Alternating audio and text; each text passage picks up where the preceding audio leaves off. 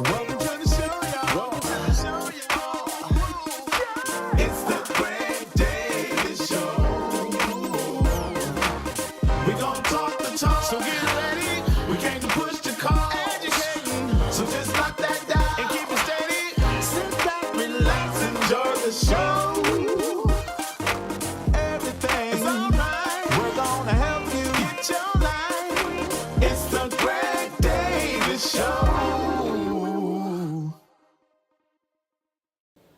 Welcome to the Greg Davis Show, and this is the day the Lord has made. We will rejoice and be glad in it.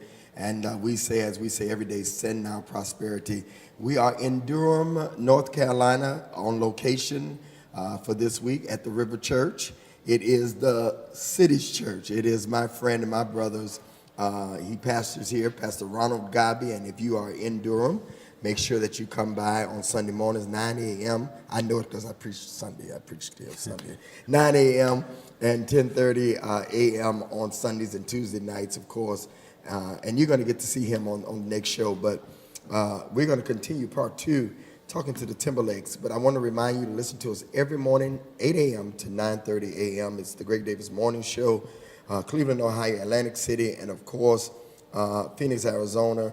And those of you that are in Phoenix, we're on at 8 a.m. there. But if you're not in Phoenix, you can listen later on at 11 a.m., of course, to the Greg Davis Show via Phoenix, listening to streaming in case you're still sleeping at 8 a.m. Eastern Time. Also, you can watch this show daily, Monday through Saturday, 5 p.m. And we send a shout out to Bishop Wayne T. Jackson, Apostle Jackson, and the Impact Network. Thank you so much for allowing us coming this way. And Pastor Brenda, she mentioned you. We'll talk about you too, Apostle. Again, don't forget to follow us on all of social media platforms, especially Periscope.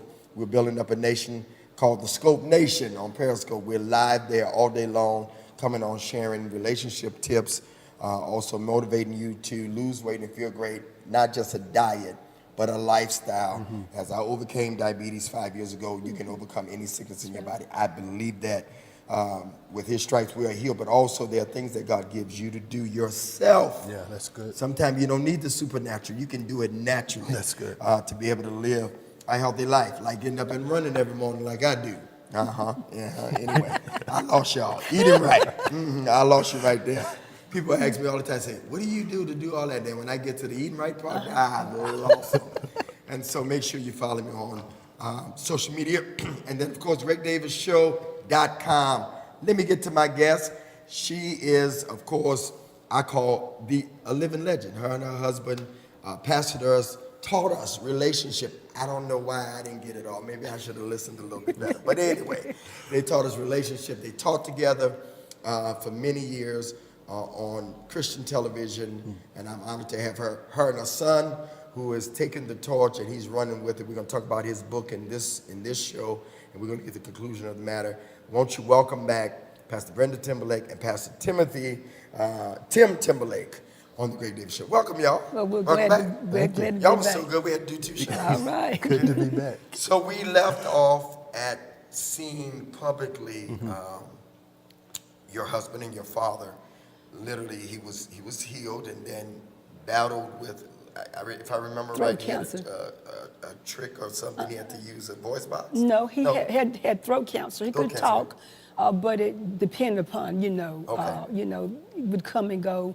But actually, God allowed. He was not supposed to be able to talk. He could not eat food or swallow for 5 years. A lot of people didn't realize it. He had to be maintained through a nutrition tube, feeding tube. So I had to literally do juices and everything through that tube to ensure to keep his weight on, because he was like 240 at the initial attack, and he went down to like 160. Wow. And then I got him back up to 190, and we try to maintain that. And so my job now shifted from wife to nurse, to a caretaker.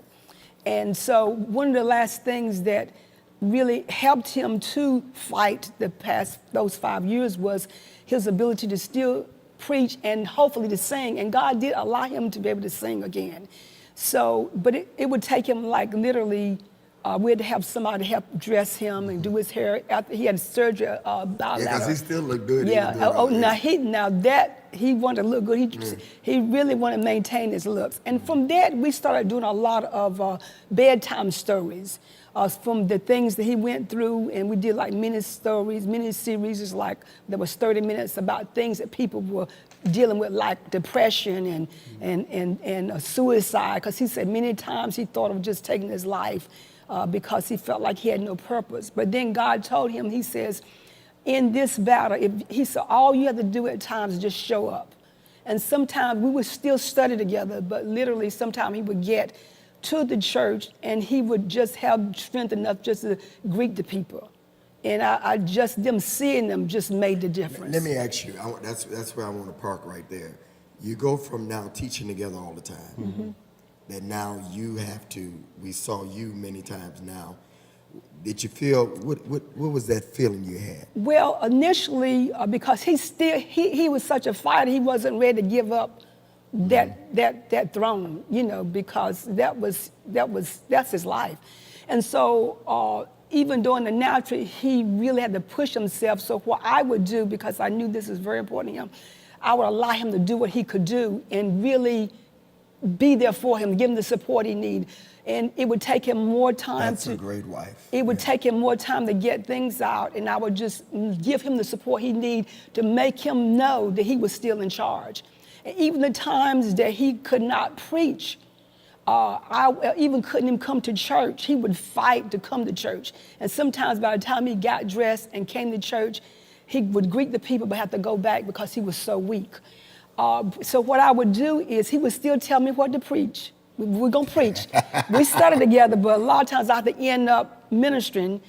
And the times that he did not make it to service, my videographer would give me a videotape.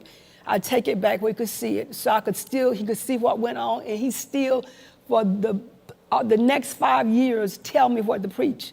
I was like, oh, I just wish I could just preach what I want to preach, you know. But I'm an authority. I had to still let him know that he was the pastor. He was the head of the household. He's the one make the decisions. And even one time when my son was younger, he saw his dad going through this, and he would ask me things, Mom, can I do this or do that? And I said, well, that's your dad. So he one time he said to me, aren't you grown? And I was like, yes, I'm grown, but I'm not that grown. It was something about him knowing that he was still the head of the household and still the senior pastor of the church making the decision. Nothing was wrong with his mind. His mind was still sharp and attentive. It was just his physical body that could not function. And I believe as you honored him even to that, God honored you. Yes, he did. I really believe that. Yes. So we sit here now with your son, looking like your husband. How does that make you feel as a mother to have your son sharing now in ministry and taking over the torch? Well, it blesses me because I knew within myself and my husband too that Timothy would be in ministry. He did not know that. And the devil tried. Tried everything he could. Understood. Because he saw what we had to go through. You got to have a disciplined life. Yeah. You got to have a life of integrity, because we're not perfect, but we try to protect ourselves and shield ourselves from temptation and attacks of the devil. Is that a lot of pressure on you? Even now? It can be, but the thing that kind of keeps me on my A game is just seeing the integrity that they carry. They were great models, and so the pressure isn't necessarily on me as much as it is on, more pressure was on them. So they kind of laid that trench and that groundwork for us. Just to walk in. Just walk into it, and so keeping that same structure, that same blueprint really takes the pressure off of me because I see the results from it. And I think one of the things that happened is because our life was open book, they saw the mistakes we made. They saw, like you say, we talked about our successes and our failures and our shortcomings. And then we gave our children, we had boundaries for them, but we also gave them room for them to be themselves. And the thing that helped me to be successful in ministering with my husband was he allowed me to be me. He allowed me to be transparent. He allowed me to express myself, right or wrong. He was not insecure, and I think that's what made him successful as a pastor and as a husband. He was secure in who he was to allow me to be who I am. Yeah. So now we fast forward. How does this work? You're the co-pastor of the church. You all pastor together. Yes. And how do you stay true to who you are, but by also balancing it out, remembering where you came from. Yeah, Because my grandfather was a pastor, and so Yeah. I understand. You know, you still a little Tim to some of them people there. How do you balance that? Just out? knowing I'm not Mac, and knowing we not Mac and Brenda Timberlake. That's good. the biggest thing Yeah. for me. But understanding that a That's lot good. a lot of him is who I am, and so when I But look you're at not him. Yeah. I'm not him. And so Well- when I look in the mirror, I see him, I hear him, but understanding that there's a me that the people need, and you know, she's given me the opportunity to teach and preach and give people what I like to call Mac 2.0 at this stage and at this point in my life. So it's still you know, the resemblance. So whenever you see people, whenever they see or hear me, man, you're just like you did. And I don't Not trying to be. no, I don't knock that at all. I think that when people continue to acknowledge the resemblance, then I must be doing something right, because he was an incredible leader. And one of the things that helped me and him was I had to let the people realize Mac is gone. I love them, but I got to be me. Yeah. Now I'm the senior pastor. I got to be Brenda Timberlake. It's no more Mac and Brenda. Yeah. And during that time, you know, is when God eventually called Timothy into the ministry. So I began to let him send him away with Bible college, you know, would keep up the word of faith. And then when he came back, I let him do the first year every fifth Sunday, because I want you know, to give the next, you know, pass the torch, but to do it in a smooth transition. Then I started letting him do fourth and fifth Sundays. Until about 3 or 4 years ago, then we do every other Sunday. But I had to let them know, even now, Timothy's Timothy, Mac was Mac. He doesn't dress like his dad. He's not his dad. He is who God made him to be. Yeah. All right, listen, we're talking to the Timberlakes. We're talking to Pastor Brenda Timberlake, of course, and then her son, Pastor Tim Timberlake. When we come back, we're going to get into his book and talk about what's going on now as we tell the story. This is a kind of, where are they now? Well, you see where they're at now. They're right here, and they're doing great in Creedmoor. Still got to ask where Creedmoor is. We'll be back. How I Did It. Pick up this life-changing book today by Bishop Greg Davis. Bishop Davis shares his amazing story of dramatic weight loss, Overcoming Diabetes. and his new journey to healthy living without surgery, dieting, or medication. How I Did It. An incredible weight loss story captured in less than 50 It pages. tells the bishop's testimony of his lifestyle change after being diagnosed with type 2 diabetes in April 2010. In less than 8 months, he lost over 80 pounds and was completely healed of diabetes. To date, he has lost over 110 pounds and feels phenomenal. How I Did It by Bishop Davis. A personal testimony requested by people all over the country. He did it, and so can you. Order your copy now. On Amazon.com. Or send a seed of $25, which includes shipping and handling too. Greg Davis Ministry, P.O. Box 44072, Detroit, Michigan 48244. That's Greg Davis Ministries, P.O. Box 44072, Detroit, Michigan 48244. Bishop Greg Davis Ministries present Let the Healing Begin 2, the best of Bishop Greg Davis. And today is your day for a miracle. 3 powerful anointed healing and meditation CDs by Bishop Davis. The Word of God says that if you decree a thing, it shall be established for your sake. Isaiah 58 and 8. Everyone who comes in Then shall contact the with these light 3 break powerful CDs will receive a life-changing experience. Order your copy right now on iTunes, CD Baby, or Amazon. Or you can send a seed, a donation of $50, and receive all 3 healing and meditation CDs. To Greg Davis Ministries, P.O. Box 44072, Detroit, Michigan 48244. Shipping and handling included. Download or order all 3 copies today and let the healing begin.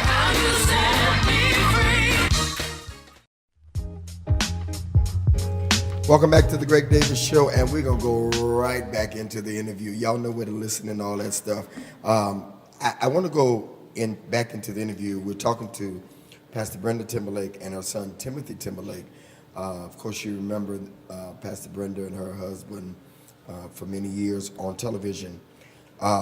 You said something that caught my attention about, you don't dress and look, and of course I don't dress and look like my grandfather. I went to church in blue jeans when my grandfather died. He was 91 and he had a fit. And the other young preachers was like, he allow you to do that. We couldn't do that when I say he a little older now. He ain't paying attention now.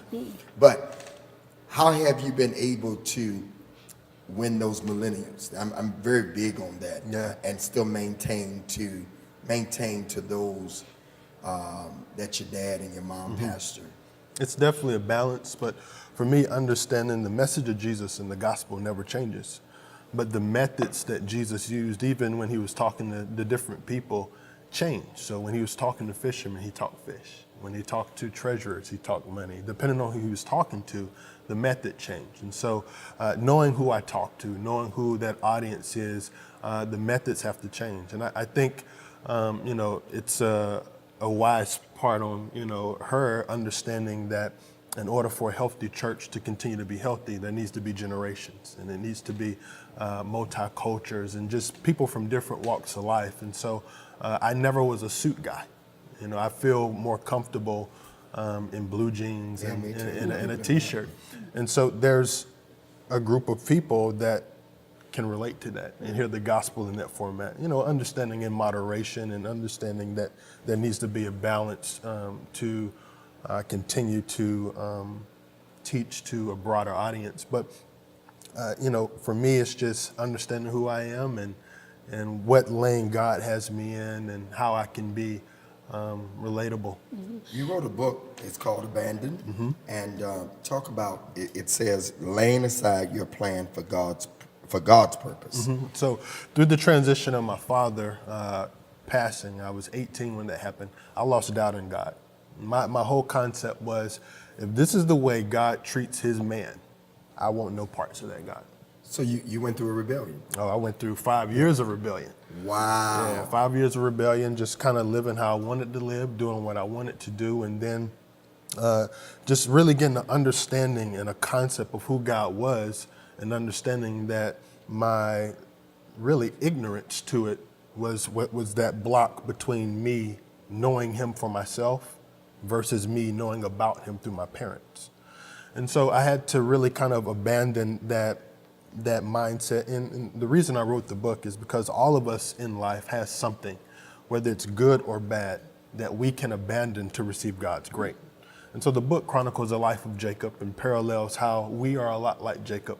And whenever God, even throughout the Bible, after he named them Israel, he says, I am the God of Abraham, Isaac, and Jacob, which was, fascinating to me because he never said, I'm the God of Abraham, Isaac, and Israel. And so it just pointed out to me that God is the God over us in our good times, and God is the God over us in, Even after he changed. That's right. That's good. right. Yeah. That's good. That's a good little point right there. I got that. Yeah. So even the God over us in our bad times, and just the book it's kind of a blueprint for how to walk through doubt and how to walk through tough times and how to walk through the valleys and really keep your trust in God. Now, when I heard the title of the book, I thought more it would talk about being abandoned, but it talks more about the things that you need to abandon. That's right. In order to get in the purpose of God. That's right. We always talk about us being abandoned. Yeah. But there's some things that abandonment is okay. That's right. That's right. And all of us, like I was saying, have something that we would be better off leaving behind. Whether it's an attitude, whether it's a mindset, whether it's, subtle minor changes that we need to just update. It amazes me. We talk often about how people want to update their cars or update their homes or update their living conditions, but very few times do we invest in updating our mind and really bringing it to a place where we can remain relevant in 2015 and beyond, moving forward, so that we can have a greater impact spreading that gospel of Jesus Christ. Now, your wife is here, and I saw you all in action. Is there ever any pressure to become Brenda and Mac between the two of you? No, because this is a different time. Just understanding who we are. She's great at what she does. She's a creative genius. But understanding I'm not my father, she's not my mother. So that pressure, even when it's brought on by people, I don't receive it. So you from do my have life. people saying? Oh yeah, for sure. I do They it. expect you to stand up to teach. Yeah, yeah. I do it just like mail though. Whenever I go to the mailbox, it's something in that don't belong to me. I just leave it in the Yeah, return mailbox, the put that same. flag Yeah, back up, and send it back. And so it does. I don't think it doesn't mean that they may not do something Right, like right, that. right. You know, but that's not their intention Yeah, right, right. now. Yeah. And you know, with him, one of the things I had to constantly stress over the years is, and I think the reason he is as great as he is because as my husband allowed me to be who I was, I have to allow him to be who I can. I allowed him that freedom, praying for him all along. I never said, you got to dress this way, you got to do this, you got to do that. You know, of course, you know, be decent. I want. yeah, for sure, You cover know it what at I'm least. saying? You know, and because when I would do that, you know, I could see kind of, and I had to come to the point that God accepts us the way we are, and He uses Because us. y'all was a little ahead of y'all time. Oh, we too, were. in y'all When dress. I Wasn't look, nobody dressing oh my like that, gosh, you know? for I just sure. wanna say that. Oh yes. So y'all kind of did the same thing, but just in And that's what I'm saying. And I tell the church, particularly our local church, I'm like, you know, when we started out, nobody was doing what we were doing. I think y'all the ones started pastors and wives dressing. Yes, alike and all that yes, stuff. yeah. Crazy Color stuff. matching Oh, and all my that. God. So anyway, Thank that God that for is change. yeah. So even with when, but he, you know, like I say, he is Timothy, I'm Brenda, you know, and I think we're able to. The reason I was excited about allowing him to be working with me in ministry is, you know, I have legacy and longevity. He has edge and youthfulness, and this is something we need. You got to cover all spectrums of ministry and life. Yeah. And I don't know a lot of tech. He knows all this tech stuff. So this way, everybody get their needs met. You know what I'm saying? And so he has to be who God's called him to be. What I want to celebrate is, which I want to go back to this. You said you started him off. You meant education first. You gave him the fifth Sunday. Then you gave him the fourth Sunday. Now it's every other Sunday. I think, and it's, you know, I love this generation, but I think that that's what's lacking Absolutely. in a lot of our young preachers, prophets, with whom are many of my friends and love them. I travel with one on a regular basis, but I think the instant, Yeah, for sure. overnight, you will appreciate it better. And one thing that I admire and I appreciate is they were focused more on character than they were charisma. And so they drove that in us. Charisma is great, it's going to come, but character is what allows you are to exactly remain. right. And so I think a lot of times for people, we rush to get into our future because we haven't laid the foundation for our today. And so if we can just focus on being the best we can be today and understanding that God has something great for us in this day. That's right. In the this moment. day, Live in the moment. you know, and just focus on that and not look for tomorrow for that enjoyment. You know, I think we can do some incredible things. So one of the things that they really just kind of instilled in me as a leader, even before I decided that I wanted to step into this position of obedience as it concerns the call of God, is just live every day. Right. Be Yeah. happy. Right. Be That's happy. right. Be happy with who right. God called you to be. That's right. And so that's what I try to get. Where's the best out of. Creedmoor? Creedmoor. Creedmoor is 20 minutes north of Durham.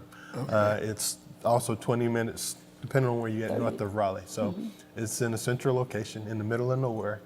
And it was how many people when y'all got there? 1,500 people population. And One stoplight. Now it's about 4,500, 5,000. And that's what y'all grew in there. Yes. Yeah. And people come from all over. All What time over. are the services? 10 o'clock on Sundays, 7 p.m. on Wednesdays. And it's a great time. I want you all to get this book. It's called Abandoned, Laying Aside Your Plan for God's Purpose. And it's by Timothy Timberlakes. Is this your first book? It's first book. First book. So y'all, and it looks good, y'all. Y'all support it. I love the graphics on the front of the book. Hopefully you all will come back to television. Absolutely. Yeah, we'd love to see. And if not, y'all see him here. And I'm going to play this over and over again because I am just so honored to have you all.